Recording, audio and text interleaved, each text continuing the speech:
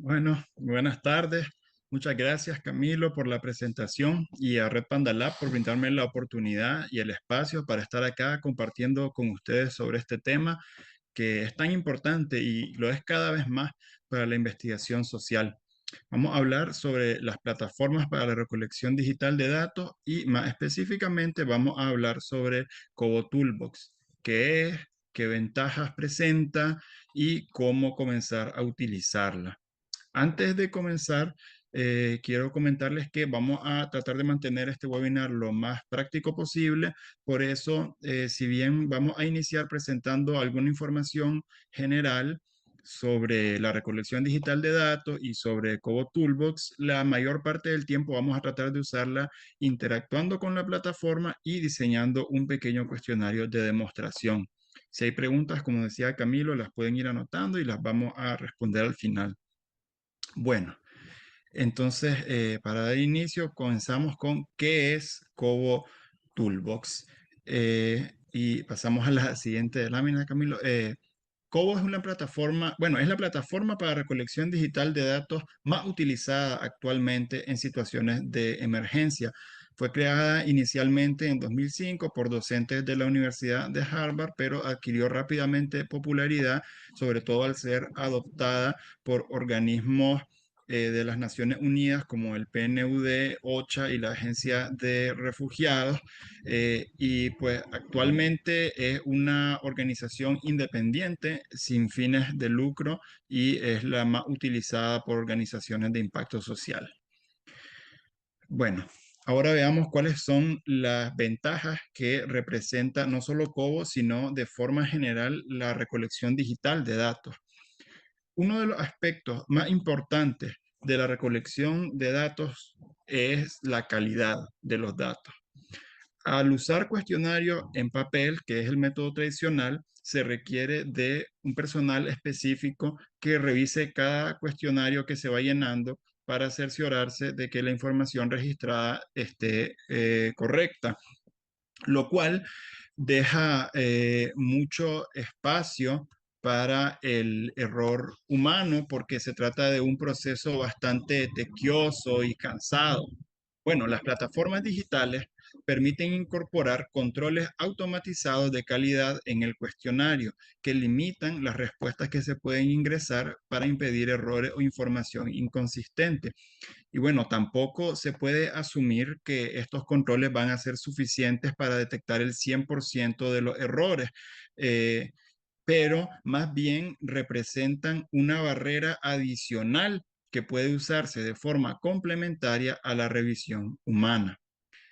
Otra ventaja es que se cuenta desde que se ingresa el primer cuestionario con una base de datos preliminar que se va actualizando en tiempo real con cada cuestionario nuevo que se completa.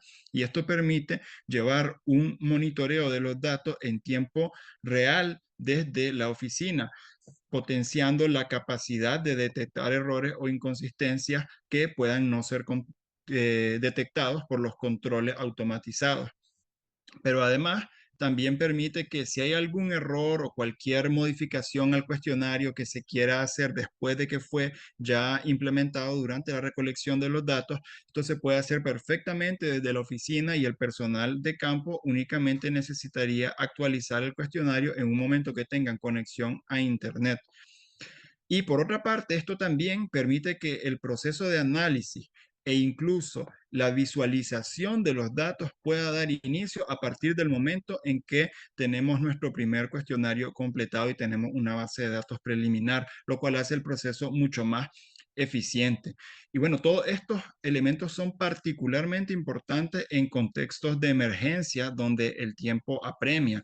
En mi última experiencia, evaluando los daños ocasionados por el huracán Fiona a viviendas en República Dominicana, pudimos desarrollar, usando Cobo, todo el proceso de recolección de datos, desde el diseño del cuestionario, el procesamiento, limpieza e incluso la visualización de datos, todo en tan solo 3 semanas. Pero bueno, ahora hablemos de Cobo Toolbox específicamente y sus características.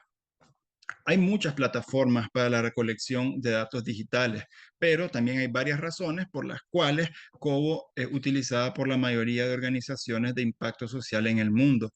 Kobo tiene un muy buen balance entre permitir la incorporación de controles de calidad detallados, saltos de preguntas y otras funcionalidades especializadas en los cuestionarios, pero sin dejar de ser muy fácil de usar tanto para el diseño de los cuestionarios como para su llenado.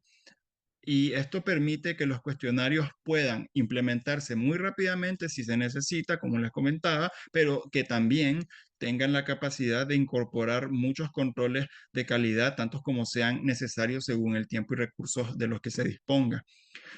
Otra característica que hace a Kobo fácil de usar es que no se necesita descargar ninguna aplicación para diseñar ni para llenar un formulario. Existe una aplicación que se llama Kobo Collect que sirve para llenar formularios, pero es totalmente opcional y presenta algunos pros y contras, pero siempre se puede llenar formularios desde cualquier navegador de Internet usando cualquier dispositivo móvil, pero solo porque sea un navegador de Internet no significa que hay que tener conexión a Internet. Kobo permite llenar formularios offline e irlos almacenando en la memoria local del dispositivo para subirlos una vez que se tenga conexión a Internet.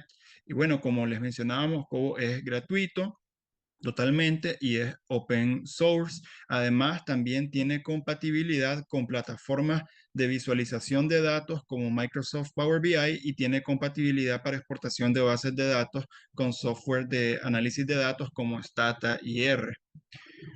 Pero bueno, hablemos un poco porque también tiene algunas limitaciones y elementos a considerar la recolección digital de datos. En primer lugar, pues se requiere el uso de dispositivos móviles. De hecho, se puede usar cualquier celular personal para recolectar datos con Kobo, pero esto presenta varias limitaciones porque esto puede ser un distractor y puede generar interrupciones durante el llenado de las encuestas. Además, gasta mucha batería y puede ser incómodo, entre otras cosas. Por eso, en muchos casos, las organizaciones deciden comprar dispositivos específicos para recolectar los datos, usualmente tablets. En estos casos, yo resaltaría que si bien obviamente esto representa una inversión considerablemente grande, también representa, por todas las razones que ya mencionamos, un ahorro bastante grande en el mediano y largo plazo, sobre todo para organizaciones que recolectan datos con frecuencia. Otra limitación importante que hay que considerar es la dificultad que puede haber a veces para incorporar ciertas características que existen en los cuestionarios impresos de forma eficiente al cuestionario digital. Por ejemplo, listas largas con muchos ítems o matrices pueden resultar a veces ya sea en tiempos muy largos de carga del cuestionario o problemas de visualización debido a las limitaciones del hardware. Pero siempre es posible encontrar alternativas para este tipo de problemas, para adecuar apropiadamente estas características, pero bueno, es algo que hay que tener en cuenta. Y finalmente, quizá el problema que más frecuentemente he tenido que enfrentar al usar cuestionarios digitales son los errores o cambios solicitados luego de la implementación del cuestionario. En contextos de emergencia, donde no hay mucho tiempo para hacer pruebas y pilotajes que garanticen el correcto funcionamiento del cuestionario, puede ocurrir que alguna pregunta del cuestionario o varias no funcionen como se supone. Como les mencioné antes, siempre es posible hacer correcciones y cambios al cuestionario después de que ya fue implementado. Sin embargo, obviamente esto nunca es ideal, puede generar retraso innecesario y en el peor de los casos puede comprometer la calidad de los datos. Por esta razón, yo recomendaría que si el contexto lo permite, siempre se asegure uno de destinar suficiente tiempo y recursos tanto al diseño del cuestionario como a la realización de pruebas que garanticen que la probabilidad de encontrarnos con errores durante el proceso de recolección sea mínima. Y si realmente no se cuenta con los recursos suficientes o el tiempo para hacer esto, entonces preferiblemente evitar incorporar demasiados controles automatizados y características complejas en el cuestionario que puedan generar errores y en su lugar priorizar las revisiones humanas o el monitoreo de los cuestionarios que se vayan llenando durante el trabajo de campo. Bien, con todo eso dicho, ahora vamos a ver cómo se usa Cobo Toolbox. Como les comentaba, Cobo diferencia entre organizaciones de impacto social y usuarios particulares. Por eso tenemos acá dos enlaces distintos para acceder.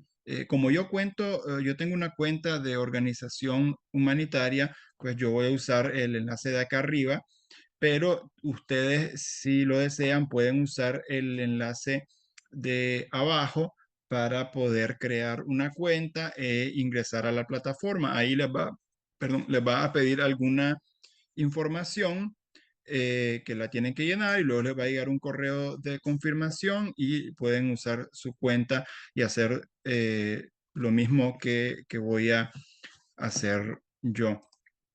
Bueno, ahora vamos entonces a pasar a la plataforma de Cobo Toolbox. Camilo, si me permitís, voy a compartir ahora yo mi pantalla para que podamos ir siguiendo.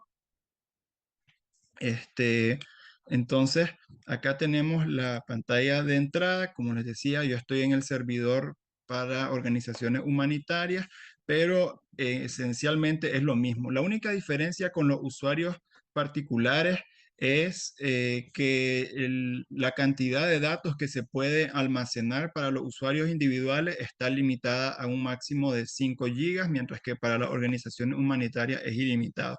Pero en todo caso, esos 5 gigas deberían ser suficientes en la mayoría de los casos. Bueno, entonces una vez que tengamos una cuenta, podemos entrar acá y esta es la pantalla principal, que es la pantalla de proyectos. Acá podemos ver los diferentes proyectos que tengamos. En esta cuenta tengo solamente estos dos. Aparece quién lo creó, cuándo se modificó y cuántas entradas tiene. Acá les voy a mostrar rápidamente en este proyecto cuando hacemos clic tenemos esta pantalla de proyecto que tiene varias pestañas. Tiene la pestaña de resumen donde nos muestra como un seguimiento de los datos que van entrando. Bueno, como este cuestionario se llenó hace 2 años, creo, sí, bueno, el año pasado, ya no muestra ese resumen, pero sí podemos ver también acá en la pantalla de datos una tabla con todos los cuestionarios que se ingresaron y acá los podemos navegar e incluso podemos editarlos de ser necesario. Podemos ver imágenes en caso de que se hayan tomado fotos, como fue el caso acá, porque estábamos viendo el daño a viviendas. Y también podemos, bueno, pues tenemos un mapa que si se ubicó, si se puso información de puntos de georreferencia, pues entonces también nos permite ver eso. Y en las descargas podemos descargar pues la base de datos en diferentes formatos, idiomas y con diferentes configuraciones.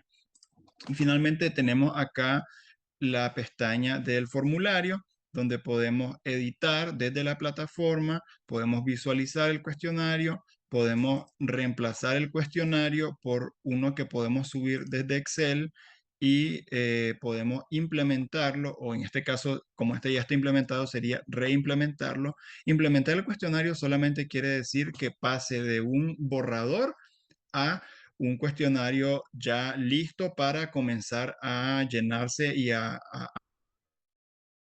recibir, ¿verdad? Y acá abajo tenemos el enlace hacia la encuesta. Si yo lo copio acá, queda copiado en el portapapeles y luego puedo compartirlo con cualquier persona para que desde cualquier navegador, en cualquier dispositivo móvil, pueda llenarlo. Bien, ahora acá en este botón es donde nosotros podemos crear un nuevo proyecto que va a tener obviamente su cuestionario asociado. Entonces, hay 4 formas de hacerlo. Las dos principales son estas dos.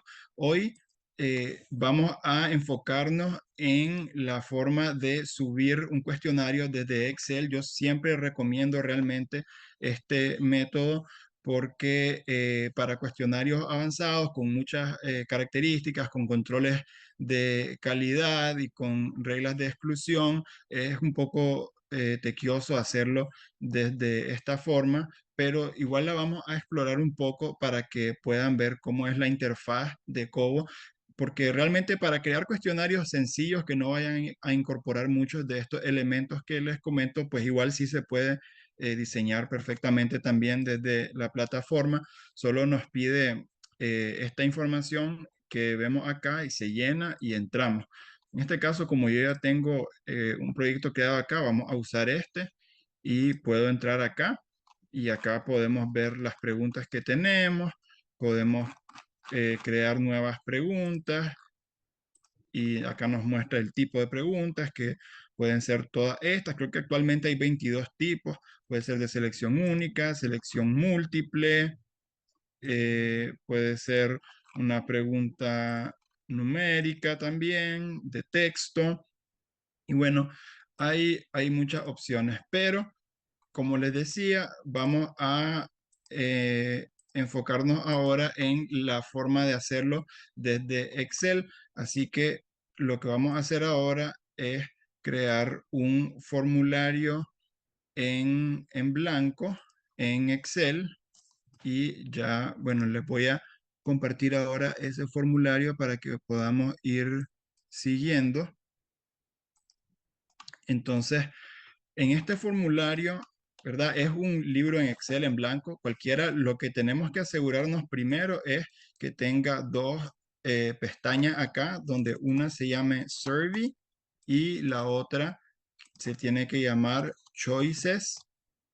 Entonces, ya que tenemos estas dos pestañas, bueno, en la pestaña de Survey va a ser donde vamos a ir ingresando todas las preguntas que va a llevar nuestro cuestionario y en la pestaña de Choices va a ser donde coloquemos las listas de opciones de respuesta para las preguntas que agreguemos que sean de selección única o de selección múltiple. Entonces vamos primero a la pestaña de Survey y acá vamos a tener varias columnas y cada columna va a servir para algo en específico. Hay muchísimas columnas que se pueden agregar para utilizar diferentes funciones de Cobo, pero por ahora en esta presentación nos vamos a enfocar en algunas que son las, bueno, las necesarias y luego algunas que yo considero que son las más esenciales. Entonces vamos a comenzar por poner las columnas de type, name y label. Entonces, en type yo voy a ir escribiendo el tipo de pregunta de cada pregunta que vaya agregando, que son los que les mostraba anteriormente, que pueden ser de selección, pueden ser numéricas, pueden ser de texto, etcétera. En name vamos a ir colocando el nombre que cada variable asociada a cada pregunta va a tener en la base de datos. Es decir, cuando ya se recolecten los datos y tengamos una base de datos, el nombre que vayamos poniendo aquí es el que va a tener esas variables que correspondan a cada pregunta. Y en label vamos a ir poniendo el texto que vamos a visualizar para cada pregunta cuando estemos llenando el cuestionario. Luego vamos a tener cuatro columnas más que van a ser las columnas de required, que acá simplemente vamos a ir indicando para cada pregunta si es obligatoria o si es opcional.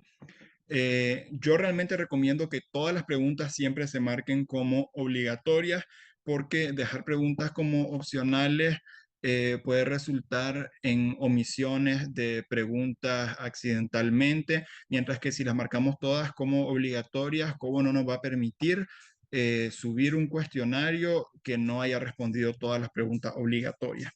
Y para eso le vamos a ir poniendo solamente true o false a cada pregunta. Si le ponemos true, significa que es obligatoria. Entonces ahí van a ver a cada una que hagamos, le vamos a ir poniendo eso. Acá en la columna de constraint es donde vamos a poner los controles de calidad que les comentaba, los controles automatizados o condiciones de validación que se llaman también. Básicamente vamos a escribir acá condiciones que la pregunta tenga que cumplir para al responderse, como limitaciones en las respuestas que se pueden dar a la pregunta. Luego vamos a tener la columna de relevant, donde vamos a escribir más bien condiciones que tengan que haberse cumplido para que la pregunta aparezca del todo. Es decir, que si yo escribo una condición acá y no se cumple, esa pregunta no va a mostrarse al llenar el cuestionario. Y esto es lo que conocemos como saltos de pregunta o lógica de exclusión. Y por último, vamos a usar una columna que se va a llamar Choice Filter, y en esta columna vamos a usarla para, para restringir las opciones de respuesta de una pregunta según las respuestas de una pregunta anterior. Esto se usa en opciones de selección y es lo que se conoce también como preguntas en cascada.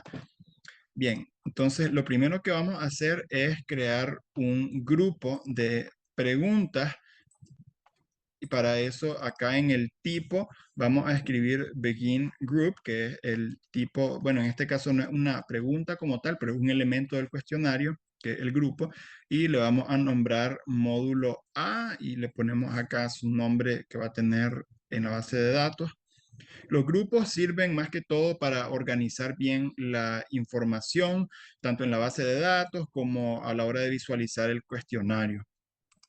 Bien, ahora como primer pregunta del grupo, vamos a agregar una pregunta numérica que va a ser código de encuestador. Y eh, acá escribimos entonces en el tipo integer, esto significa que es una pregunta numérica. Entonces, numérica y de números enteros, porque si quisiéramos que tuviera decimales, tendríamos que escribir decimal, pero como en este caso un código lo vamos a dejar en número entero. Vamos a suponer que es un equipo pequeño de 8 encuestadores únicamente. Y entonces vamos a agregar acá en constraint una restricción para esta pregunta que va a ser la siguiente: punto mayor o igual a 1 y, o and, ¿verdad? Porque, bueno, es en inglés, punto menor o igual a 8. Entonces, ¿qué quiere decir esto? Punto, cuando usamos un punto en el formulario, eso significa que estamos haciendo referencia al valor de esta misma pregunta.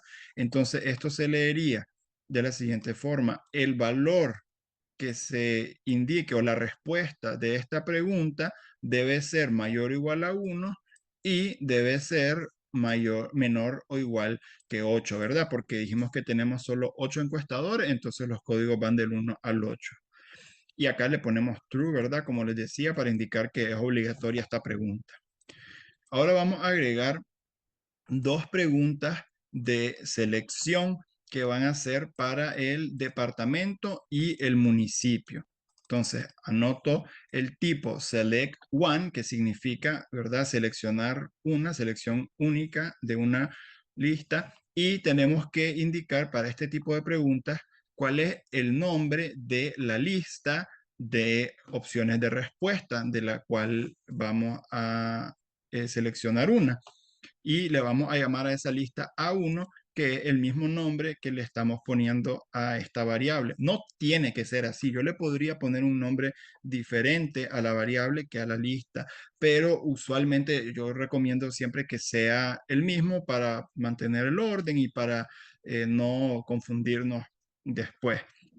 Y hacemos lo mismo para el municipio.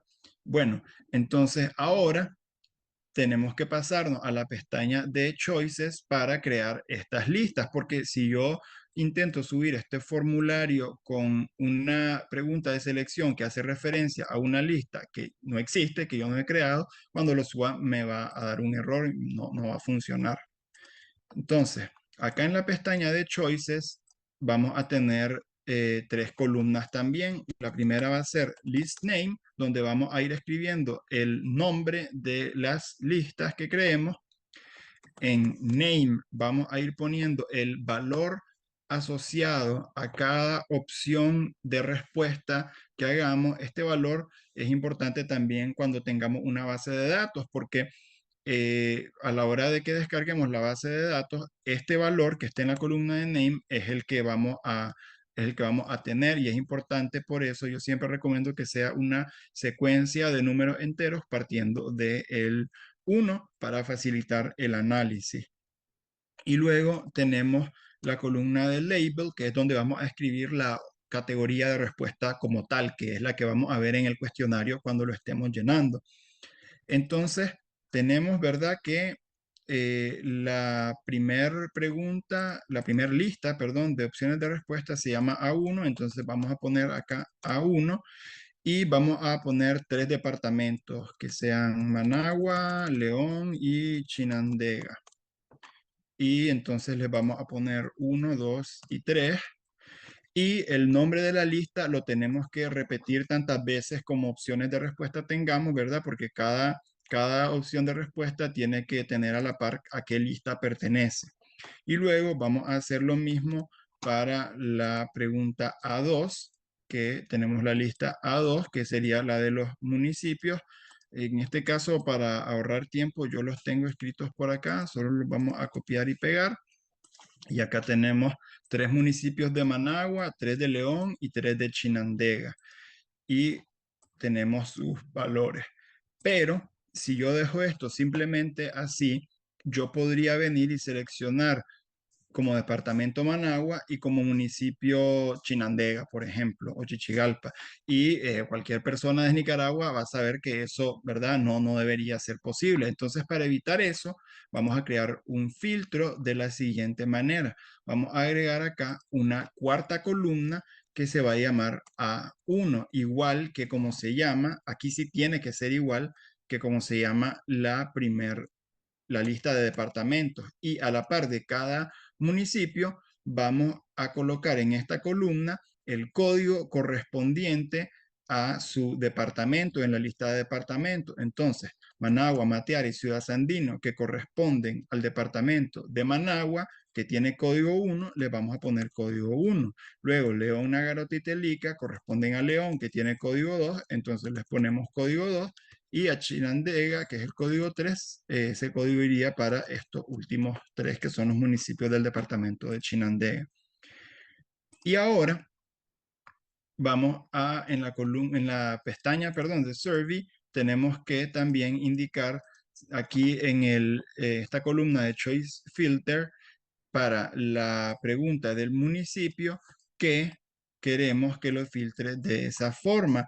Queremos que el valor que la lista de valores que nos muestra acá corresponda a los que serían, sí, según la respuesta de la pregunta anterior, que es la del departamento. Entonces, vamos a escribir esto. Acá con el punto yo les comentaba que hace referencia a la misma pregunta en que nos encontramos, pero también podemos hacer referencia a otras preguntas del cuestionario y se hace de esta forma, poniendo el signo de dólar y luego el nombre de esa variable entre llaves. Entonces, acá, desde la pregunta 2, estamos haciendo referencia a la respuesta de la pregunta 1 y diciendo que los valores que nos va a mostrar de la lista van a ir de acuerdo a la respuesta de esta pregunta. Bueno, ahora vamos a hacer otro grupo de preguntas, pero antes, nunca se nos puede olvidar, tenemos que primero cerrar este grupo escribiendo end group acá. Si no hacemos esto, también a la hora de cargar el cuestionario no va a funcionar. Y ahora sí, iniciamos el siguiente grupo, que sería el módulo B, ya que le llamamos A al anterior. Siempre es importante ir manteniendo un orden acá secuencial de los nombres de las preguntas. Esto nos ayuda mucho a la hora de procesar los datos y de limpiar la base de datos. Y bueno, en este módulo vamos a agregar primero una pregunta que va a ser numérica también y va a ser cuántas personas viven habitualmente en este hogar y le vamos a llamar B1. Y luego, ahora vamos a ingresar una serie de preguntas que se van a hacer para cada miembro de este hogar. Esto es algo que se hace muy comúnmente en los cuestionarios de hogar, que es uno de los tipos más comunes de cuestionarios en la investigación social y definitivamente con el que yo tengo más experiencia. Entonces, primero lo que vamos a hacer es crear acá una nota que no es una pregunta como tal, así como los grupos tampoco lo son, pero es un elemento del cuestionario que lo vamos a poder visualizar durante estemos llenando el cuestionario, pero no nos va a requerir una respuesta, porque esta pregunta que es, podría indicarme los nombres de estas personas, ¿verdad? Las que viven en el hogar, comenzando por el jefe o jefa del hogar. No queremos responderla acá, sino que más bien vamos a agregar 4 preguntas de texto adicionales acá para el nombre y apellido de cada uno. Hay 2 formas en Cobo de hacer esto, de llenar preguntas que son para cada miembro, y ahorita vamos a ver solo una de esas 2, que es la más sencilla, aunque tiene algunas limitaciones. Entonces, lo que vamos a hacer es ir copiando y pegando cada pregunta. Van a ser pocas, no se preocupen, para cada miembro. Normalmente yo lo que haría sería, por ejemplo, para un hogar, si lo fuésemos a hacer de verdad, repetirlo unas 15 o 16 veces para evitar encontrarnos hogares demasiado grandes y no tener cómo resolver. Pero en este caso, para el ejercicio, lo vamos a hacer solamente para 2 personas. Entonces tenemos acá el nombre y el apellido, y luego vamos a usar la columna de relevant, que como les decía, es donde vamos a indicar si hay alguna condición que deba cumplirse para que esta pregunta yo la pueda ver. Entonces, vamos a escribir acá, vamos a hacer referencia nuevamente a una pregunta anterior y vamos a poner para la primera persona que para que esto aparezca, debe haber por lo menos una persona en el hogar. Es decir, que el valor que hayamos ingresado en la pregunta B1 debe ser mayor o igual que 1. Y para que nos aparezca la información de la segunda persona, queremos que sea mayor o igual que 2, o sea que haya 2 o más personas. Bien, ahora vamos a agregar las últimas 3 preguntas de este cuestionario, que van a ser la edad, el sexo al nacer de la persona, y por último, si la persona pertenece a una lista de grupos vulnerables. Entonces, vamos a poner estas preguntas acá, ¿verdad? Eh, Y si se fijan acá, bueno, algunas cosas. Aquí está la edad, ¿verdad? Va a ser numérica, también un número entero, porque la edad siempre va a ser un número entero. Tenemos acá esta pregunta de selección única para el sexo asignado al nacer de la primera persona, y acá una de selección múltiple, o sea que se puede seleccionar varias de las opciones al mismo tiempo para indicar si la persona pertenece a alguno de los siguientes grupos vulnerables. Y luego vamos a copiar otra vez estas preguntas, y yo acá en el nombre de la variable, siempre cuando hago esto de repetir preguntas para diferentes miembros, uso el mismo código y con un guión bajo y un número 1 o 2 según el número del miembro de ese hogar. Y bueno, ahora como creé estas 2 preguntas que son de selección, necesito irme a la pestaña de Choices para crear estas 2 listas. Solo 2, ¿verdad? Porque como es la misma pregunta repetida 2 veces, y como les decía, yo puedo usar la misma lista cuantas veces necesite. Entonces acá solo vamos a crear 2 y vamos a usar esas 2 veces cada una. Entonces, en la pestaña de Choices, acá vamos a poner para la lista B4, 1 y 2, masculino y femenino, y para la B5 vamos a tener estos 5 grupos que serían personas con discapacidad física, discapacidad mental, con enfermedades crónicas, mujeres embarazadas o lactantes y ninguno de los anteriores. Y con eso tendríamos listas estas preguntas. Pero ahora lo que vamos a hacer, bueno, primero que nada, estas preguntas como corresponden también a miembros específicos del hogar, también hay que agregarle esta misma condición que les pusimos a los nombres y apellido, donde queremos solamente que aparezcan si el número de miembros del hogar es el que corresponde. Y las copiamos y las pegamos acá. Es la misma condición. Entonces esto quiere decir que todas estas tres preguntas solo van a aparecer si el número de miembros del hogar es 2 o mayor. Bueno, y si se fijan acá, en el texto mismo de la pregunta, yo estoy haciendo también referencia a la respuesta de una pregunta anterior, que en este caso es la B2A-1, que es el nombre de la primera persona, y acá la -2, que es el nombre de la segunda persona. Entonces, de esta forma, cuando yo esté leyendo esta pregunta a la hora de llenar el formulario, ya lo vamos a ver, se va a leer como qué edad tiene Ulises, por ejemplo, si yo escribí ese nombre acá. Y lo mismo para todas las preguntas acá. Entonces, ahora lo que vamos a hacer por último va a ser agregar una condición de validación para estas preguntas de selección múltiple. Entonces, si se fijan acá, en el grupo 4 yo tengo mujeres embarazadas o lactantes, y a ese grupo solamente deberían poder pertenecer las personas cuyo sexo asignado al nacer es femenino y que tengan, bueno, en este caso vamos a decir 14 años o más. Entonces, las personas que tengan menos de 14 años y que sean de sexo masculino no deberían poder seleccionar esta opción. Entonces, para hacer eso, vamos a escribir la siguiente restricción.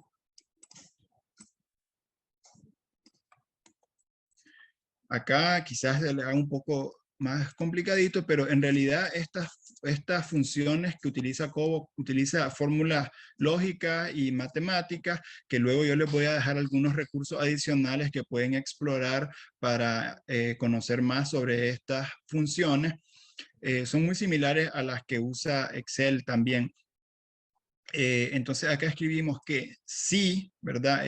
If, esta función, si el valor de la pregunta B3, que es la edad, es menor que 14, o si el valor de la pregunta B4, que es el sexo, es 1, o sea, masculino, entonces, ¿verdad? Esta coma significaría entonces, no puede estar seleccionada para esta pregunta la opción 4, que es la de mujeres embarazadas o lactantes.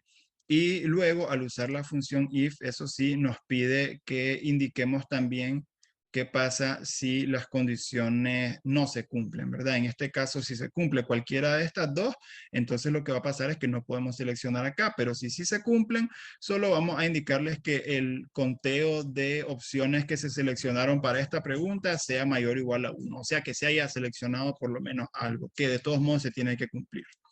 Y por último, vamos a agregar una restricción más porque esta pregunta tiene una última opción que es la de ninguno, y esta opción no debería poder seleccionarse si yo seleccioné cualquiera de las otras opciones, porque no puedo pertenecer y no pertenecer a un grupo al mismo tiempo. Entonces, eso lo vamos a hacer en esta misma celda también, porque solo tenemos una, ¿verdad? Para poner las condiciones. Entonces vamos a usar aquí un AND para indicar que tienen que cumplirse ambas, tiene que cumplirse todo esto y todo esto. Y entonces acá ponemos que si se seleccionó para esta pregunta la opción 5, entonces no debe estar seleccionada para esta pregunta la opción 1 o la opción 2 o la opción 3 o la opción 4. Y de lo contrario, es decir, si no se seleccionó la opción 5, pues solo le ponemos que no se seleccionó para cumplir el requisito. Y ahora fácilmente podemos venir y copiamos y pegamos esto, porque esta pregunta es exactamente la misma, entonces va a tener exactamente la misma condición, con la única diferencia de que cambiamos estos 1 por 2 para indicar que estamos haciendo referencia a la pregunta que corresponde al segundo miembro del hogar. Bueno, Y recuerden que después esto va a quedar grabado para que lo puedan repasar y ver si lo pueden entender. Ahora, ya con todo esto, tenemos listo el cuestionario y podemos regresar a Cobo para subirlo y visualizarlo para que vean cómo es el llenado. Entonces vamos a hacer eso.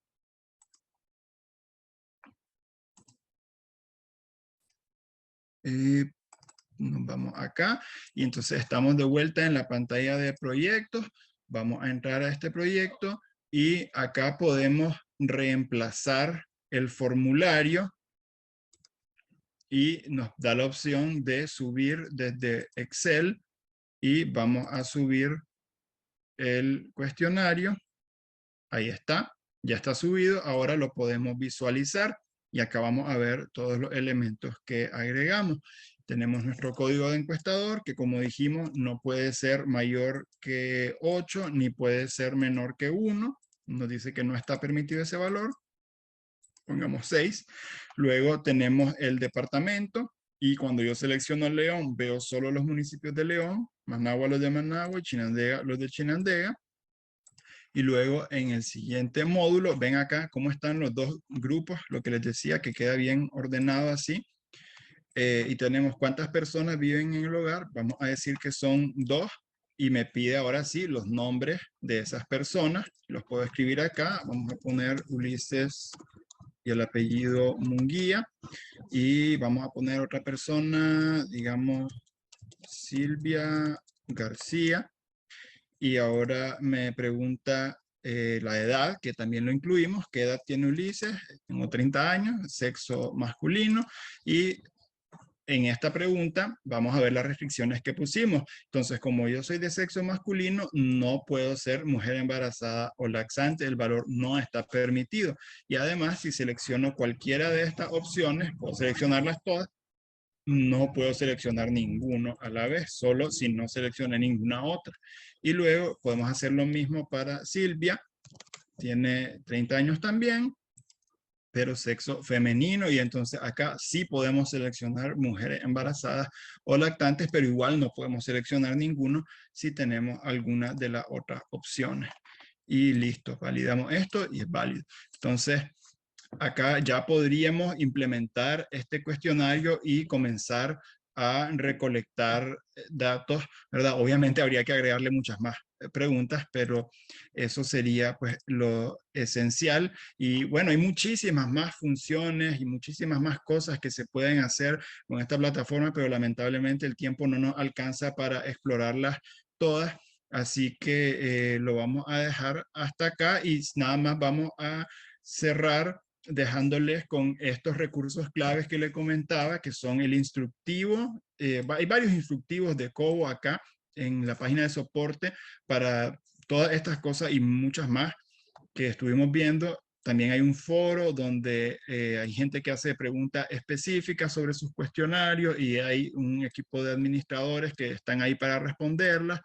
También les recomiendo el manual de Open Data Kit, que es otra plataforma diferente, pero que utiliza en esencia el mismo lenguaje que Cobo para crear todos estos operadores lógico-matemáticos que les mostraba, como el if, el or, el not. Y por último está YouTube también, donde hay un montón de videos sobre Cobo, sobre las funciones, y también incluso hay videos sobre cómo vincular Cobo, como les decía, que se puede con Power BI directamente o con Stata, R. Entonces también es otro recurso muy útil. Y bueno, con esto quedaríamos solamente para las preguntas que hayan tenido. Este es el momento para responderlas.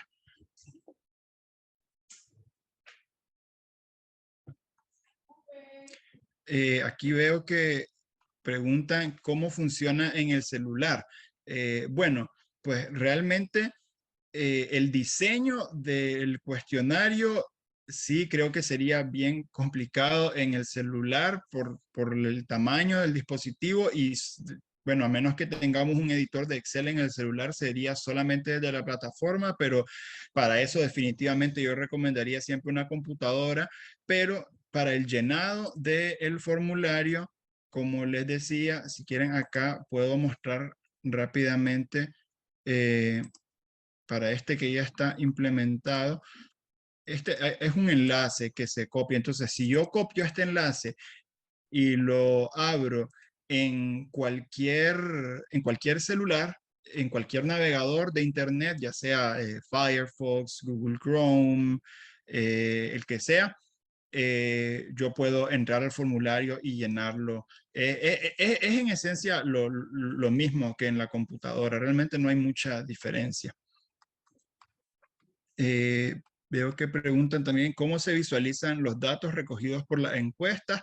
Bueno, como les decía, Cobo realmente, o sea, no es una plataforma de visualización por sí misma. Lo que nos presenta nada más es esta visualización básica de los datos, que es más que todo para irlos monitoreando, pero yo lo que recomiendo para eso es Power BI, que como les decía, directamente se puede, hay una forma para vincular directamente el reporte, el tablero de datos de Power BI con Cobo Toolbox, de modo tal que se vaya actualizando automáticamente conforme se van subiendo los datos. De hecho, yo lo usé en el proyecto en que trabajé en República Dominicana, que les comentaba hace poco, y precisamente por eso fue que lo pudimos hacer tan rápido, porque desde que tuvimos el primer cuestionario, yo comencé a montar el tablero que simplemente se iba actualizando conforme iban entrando los datos. Bueno, el cómo integrarlo al Power BI, ¿verdad? Es un tema para otro día, ojalá y lo podamos hacer tal vez en otro webinar que hagamos con Red Panda Lab. Si no, también como les decía, en YouTube hay videos que explican cómo se puede hacer.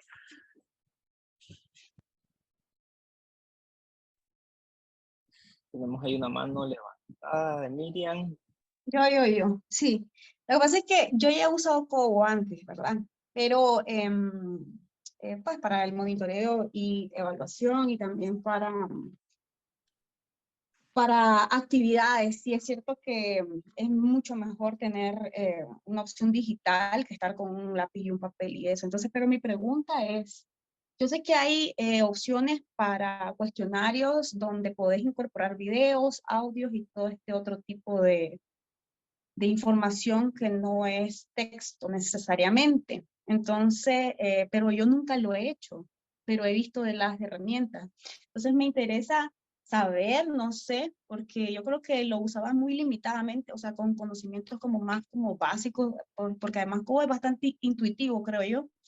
Em, entonces, ¿cómo se cómo se analiza o cómo los presenta Cobo, cómo te presenta esa información luego cuando son videos y son audios, porque viste que después te deja como descargar un Excel con toda esa información y después la ordenás. Entonces, si una encuesta o un formulario le incorporas videos y audios, ¿cómo esto después cómo se analiza? Pues, o tiene que ser uno por Ya. uno, dejar de escucharlo, es más cual y no sé.